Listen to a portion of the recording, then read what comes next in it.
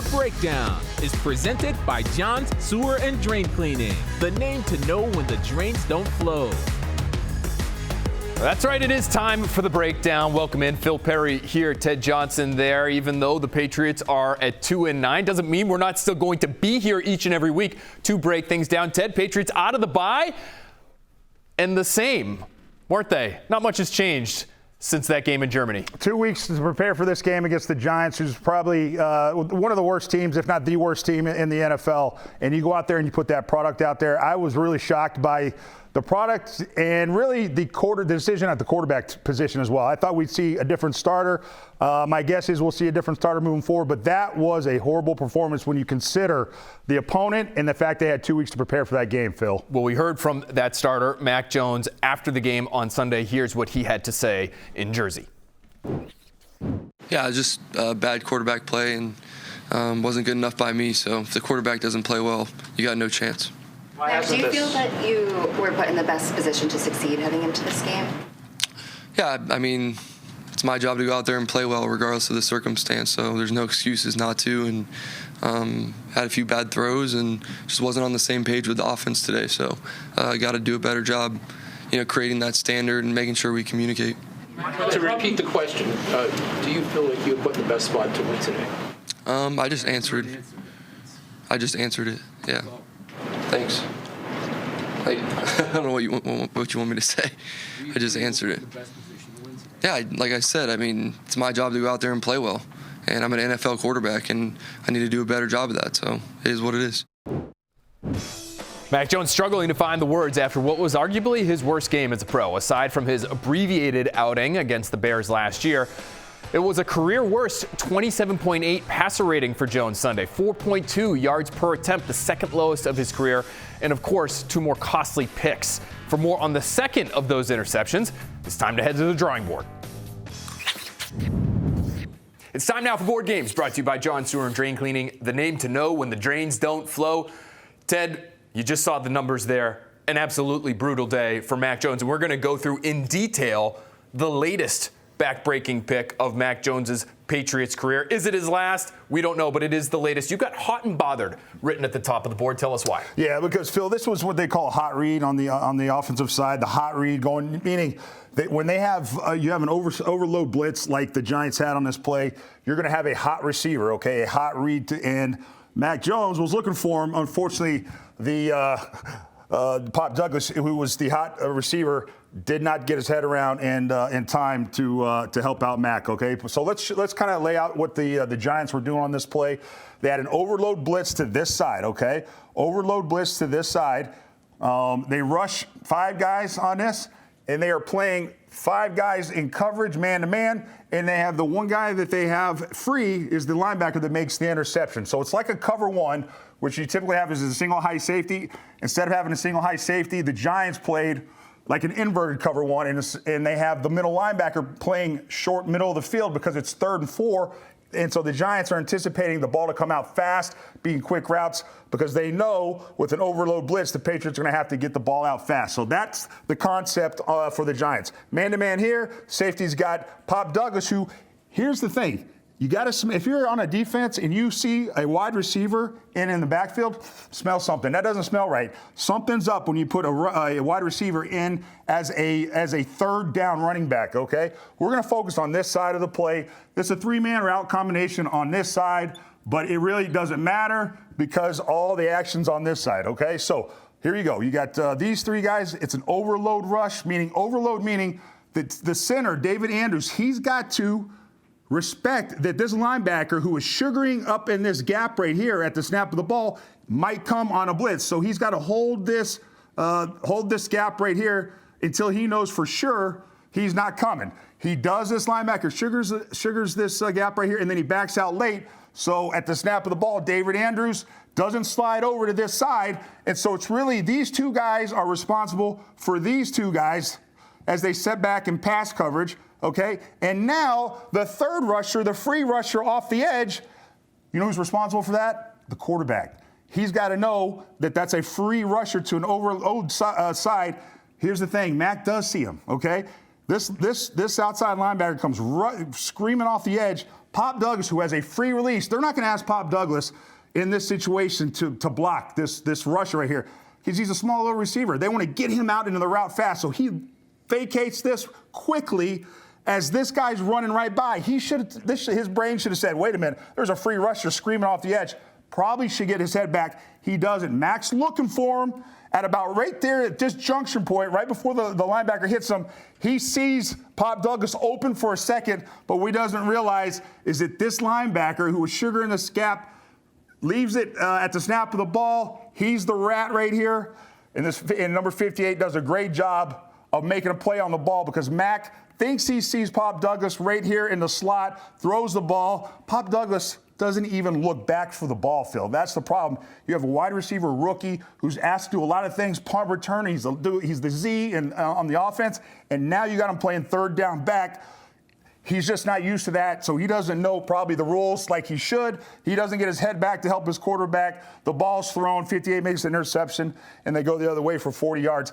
It's little things like that. We want more Pop Douglas in the offense. The problem is he's playing a position he's not suited to play in a critical situation. And Mac panics because of the pressure. Instead of throwing the interception, he should have just taken the sack right there, lived to see another day. Yeah, if you take the sack there, you probably end up with a 48, 49-yard field goal towards the end of the first half. A veteran mistake combined with a rookie mistake on Pop Douglas's part, and you have a Patriots disaster. Oh, yes, it's time for the report card. My report card is presented by the Massachusetts School of Law. As always, you can read more about the reasoning for these grades, much more, on NBCSportsBoston.com. Probably shouldn't come as much of a surprise, but we're handing out another F to the quarterbacks for their performance Sunday. Not just Mac Jones, but his replacement, Bailey Zappe, struggled in the second half as well. Ted, is this it for Mac Jones? Many of us believed, after he threw that interception in Frankfurt, that would be it for Mac Jones. Clearly not. He gets the entire first half against the Giants. If you're Bill Belichick, what are you doing with Mac Jones right now? You have to go with Bailey Zappe. Now, will Bailey Zappe be the starting quarterback? I don't know. I thought Bailey Zappe was going to be the starting quarterback after what happened in Germany, and that wasn't the case. So, heck, I don't know what to believe anymore, but I just think the offense ran a little bit better, a little bit more efficient when Bailey Zappe was in there. And so, Phil, at this point, to me, that's who you got to go with. Yeah, I think so, too, when you're looking at just maybe even how the locker room might respond to that kind of change, even if they can't anticipate how they'll respond to that kind of change. It looked like initially, first drive of the second half, there was a response there. They drive the field. They end up scoring a touchdown. They're running the ball efficiently, really, no matter which quarterback is behind center. But even if it's screens, slants, and not much else, Ted, maybe the Patriots have a better shot with their guy who has been the number 2 for the vast majority of this season. Much more on the Patriots, the quarterback situation tonight on our Bella Early Edition with Trenny. That's at 6:30. Trenny Casey, of course, will have much more on where the Patriots stand after their loss to the Giants. Still to come. We're not done talking about Patriots quarterbacks. We also need to talk about the Giants signal caller and one big play from Tommy DeVito that might have been the difference in Sunday's game. Some risky business when the breakdown returns. Okay, we've known all year that the Patriots struggled to throw the ball deep downfield. We saw that on full display yesterday. Mac Jones had the 4th shortest depth of target in the NFL in Week 12. But it was nothing compared to the man who replaced him, Bailey Zappe. His average throw, half as far downfield as the next lowest in the league. That was Patrick Mahomes. Ted, they are clearly averse to pushing the ball down the field. And I'm not sure if it's the play call, if it's the quarterbacks themselves, if it's the receivers. Can the pass protection hold up? Do you highlight one of those areas, or do you look at it as sort of a perfect storm that's made the Patriots offense so inept pushing it deep? I think the fact that they're so inept at doing it and the fact that they're so reluctant to do it, that it's all of those things combined. They're all contributing. The fact that the quarterbacks don't have the arm strength and the receivers aren't on the same page, and the offensive line, let's just face it, has been putrid all season long. So you combine all those factors and you have an offense that cannot throw the ball down the field. 37 dropbacks yesterday between 2 quarterbacks for the Patriots, and on only 8 of those was there an extended opportunity for a true pass protection set by the Patriots offensive line. And of those 8 snaps, 5 of them led to pressures.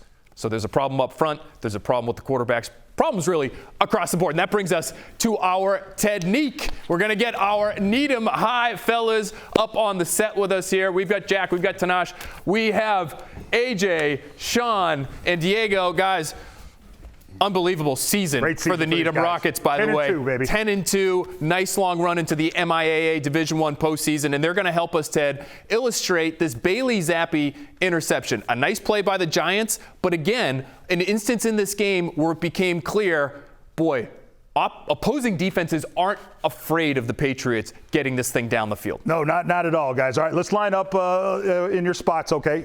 This is what the Giants did, all right? The Giants played single high safety and man across the board on this play. The Patriots, and Bailey Zappe being the quarterback here, should be an easy throw for the quarterback to make. I mean, it's a simple read. It's only 2 wide receivers that go out into the route. So there's 8 guys blocking, protecting the quarterback so that he has plenty of time to throw, and then he can make the correct read, and only 2 guys into the route. And Bailey Zappe's only got to read 1 player, and that's the single high free safety that I'm going to play on this play. And he's got to do basically go where that free safety isn't, and you'll see what happened. He did not do that. All right, guys, so I'm the free safety. These guys are locked up in man-to-man, and this is how the play went and looked for the Patriots. All right, Phil, you got it. And I'll be Bailey Zappe, and we have Jack here as Juju Smith-Schuster, who ends up being the intended target on the play. That's correct. So just so you know, at the end of the day, there's really only 2 guys that go out into the routes, Devontae Parker and Juju Smith-Schuster. Devontae Parker is running a 9 route, a clear route, really for a deep over route by Juju Smith-Schuster. That's the 2-man route combination that they run here. Okay, so I'm under center, and I'm going to send our guy Tanash, who is Tyquan Thornton on this play. Yep. In motion. Said hi. Okay, and as Bailey Zappe goes back, he's got to read the free safety. If the free safety goes with 1 to help the receiver, help the corner out here, then he goes to the under.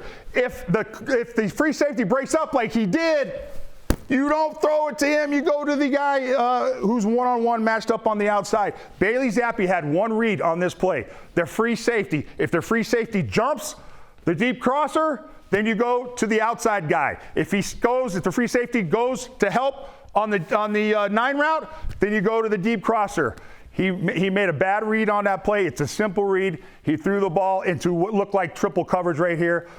Next time, hopefully he'll learn from that. But, Phil, that's what you got in the quarterback play, just simple concepts that they can't execute. And the opposing defense able to be maybe more aggressive because teams know the Patriots are having a hard time throwing it down the field. So great play by Xavier McKinney, understanding that, crashing down hard. And Bailey Zappe said after the game, if you're unsure, throw to Tyquan Thornton in the flat. That's correct. As your check down, always going to be the safe way to go when it comes to potentially pushing the ball down the field, and you don't like it if you're a Patriots quarterback. That was technique, by the way, of course, presented by Shaw's. Shaw's perfecting the art of fresh. We love the people at Shaw's, and we love our techniques. And we love our Needham boys. Needham, unbelievable job. Thank you so much, guys. So far, we focused all of our attention on the Patriots' offense, and that's because there wasn't much to complain about with the defense. They allowed just 220 total yards, 10 first downs. They had 6 sacks and 1 takeaway, but one very costly mistake in the red zone. For more on that, let's head back to the drawing board. We're back out here for Board Games, brought to you by John Sewer and Drain Cleaning, the name to know when the drains don't flow. Ted, really nice day for this Patriots defense. 10 points allowed for the 2nd consecutive game. And yet, I know there is one play that has been eating at you since that game finished. You've got risky business written at the top of the board. Tell us why. Yeah, this play drove me crazy a little bit, Phil, because really this should not have happened. This was the touchdown the Giants had right before halftime. Coming out of the 2-minute warning, the Patriots defense called what I would say a very risky call. Okay, it was a casino blitz, an all-out blitz. When the Giants are on your 12-yard line and they have 10 yards to go, to run an all-out casino blitz, to maybe get a sack, in the backfield, and maybe make what is a 27-yard field goal into a 37-yard field goal, I just don't think it was worth it. So I have a problem with this call, and I'll show you why. Okay, so this is what the Patriots did. They have 6 rushers. Okay, 6 rushers, 5 guys in coverage, no middle of the field safety for help, so everyone is on their own. you have to understand the offense is on the right hash of the field. And so everything out to the left side of this boundary is really, there's a lot of space for the offense to work with, okay? So if you're going to blitz, you got to get to them fast, and you got to make the tackle when the ball comes out. And the Patriots didn't either, okay? So here's what you have. You have J.C. Jackson, who's lined up over this wide receiver. It's trips left. He's acting as if he's going to be in coverage, but at the snap of the ball, boom, he comes. They love, the Patriots like to do that, rush their defensive backs off the edge at the snap of the ball, disguises if they're in coverage. And now you had Jabril Peppers, who picks him up, okay? Miles Bryant has this wide receiver. Jonathan Jones has this wide receiver, man-to-man. And because of the down and distance, 3rd and 10, you have these defenders all at depth. So they are anticipating the ball coming out fast because it is a casino blitz. 6 rushers here, okay? And so they know the ball's going to come out fast. And so they are anticipating it coming out fast, and they're like, hey, we'll come up and make the tackle and live to see another day, okay? So you have Kyle Duggar, man-to-man on the tight end. You have Jalen Mills in man-to-man on this running back. At the snap of the ball, you'll see Saquon Barkley does a great job. They fake the handoff to Saquon. He comes across the formation to pick up this blitzing J.C. Jackson right there. It's a great job of giving Tommy DeVito time to make this throw. You have this wide receiver in the number 2 slot doing a drag. So that brings Miles Bryant out of the picture. Their number 3 wide receiver runs a deep corner route, which brings Jabril Peppers out of the picture. Okay, so these guys are out of the picture. Okay, they're rushing. He gets picked up. Boom, there's a pocket. Look at all this space for when Isaiah Hodgins does a little bitty curl route right here. All this space, Tommy DeVito calmly throws the ball out to him. He catches the ball on the 8-yard line. Isaiah Hodgins does, okay? Now it's up to Jonathan Jones to make this tackle, come up and make this tackle. He almost does. He gets stiff arm. Isaiah Hodgins is able to get away from him and then run into the end zone. And it was, he had him for a second. If he could have held on a little bit longer, that would have given time for guys to get over there, but he couldn't make the tackle. That is a risky call in that situation. It's unnecessary in 3rd and 10 on the 12-yard line to run a play like that, because I just don't know what the upside would be to that. And instead of forcing them to kick a field goal, they give up a touchdown. And so that, to me, was the difference. If the Patriots don't give up this touchdown and force them to kick a field goal, if you do the math, they win the game. Vaughn Godshaw, Patriots defensive lineman, told me after the game that he tells the Patriots defense all the time, we can't give up 7 points, because if you give up 7 points, you never know what could happen. Patriots gave up 7 there, and we know what the result was. Tuesday, 6 o'clock, tune in for Quick Slants. Tommy Curran shares his takes on the Patriots as they get ready to host the Chargers. It's presented by your local New England Honda dealers. Still to come, Ted thinks the Patriots were a little too aggressive on that casino blitz, but there were a few other coaching decisions that had us scratching our heads. More on that when the breakdown continues.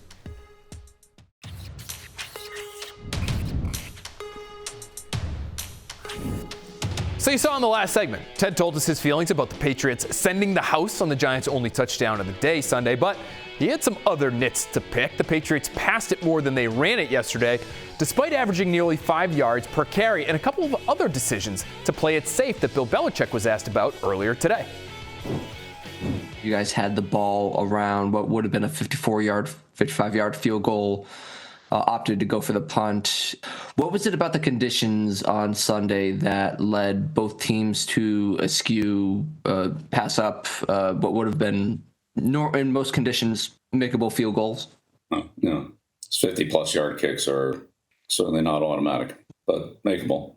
So this felt like in that situation, I felt like that was the better play for us at that point. Hi, Bill. Not just the passing up the field goal there, but there was a 4th and 1 at your own 39 where Hunter went out and gave a hard count, and then Ezekiel, and then you had to take the timeout. I don't know if you wanted to go for it on 4th down there, but what was going through your mind there? Yeah, at that point in the game, didn't think it was worth it. Took the timeout just rather than delay a game penalty to, keep them in their punt safe where they really weren't going to return the ball. So I thought we'd be able to, get a little better field position by taking them out of return. So that's why I took the timeout. Oh, the Wildcat Shuffle there was something else. Monday Night Spotlight is presented by TouchView Interactive Display Panels, available at the Oakers Company. Ted, what do you make of these coaching decisions, whether it was the Wildcat Shuffle, punting instead of kicking a field goal early in the game? How about the end of the game? Did that bother you? A lot of people feeling as though the Patriots, clearly playing for the tie and not necessarily going for the win in that end of game situation. Yeah, Phil, it bothered me. Are you kidding me? And it should bother a lot of Patriots fans. Just not aggressive enough in their play calling. They were playing for a tie. I mean, you're 2-8. Let's go. You're on the road. Try and win the football game. Get a couple shots into the end zone. Maybe you get a penalty. You never know. And you get the ball down there and you could get a touchdown as opposed to settling for a field goal that didn't even convert. And so, to me, I just didn't think they were aggressive enough in their game calling. There was a third down play at the end of the game there that preceded the missed field goal. Tyquan Thornton on an end around only picks up 3 yards. Yep. The play before that, Ted, Bailey Zappe basically looked like he threw the ball away, threw it out of bounds. Do you think the quarterbacks have been programmed to play conservatively, or is that just innate to them that maybe the Patriots coaching staff would love for those guys to be more aggressive in a situation like that one? So is that the quarterback or the coaching? I think it's the coaching, Phil, and I think they get they get a little bit tighter and a little bit more nervous, those quarterbacks do. Once you get to that gray zone, red zone area between the 30 and the 20, you see the quarterbacks for the Patriots make some of their biggest mistakes, and it's because it's in their head. Don't make a mistake, Phil. Ted, any chance the Wildcat comes back this coming weekend against the Chargers? Please do not bring back the Wildcat. It didn't work. It was a bad idea, Phil. I don't know. We saw it the other day. They never ran that play. They kept it in the holster. They're breaking it out against the Chargers. If they do, we'll break it down right here. We'll see you next week.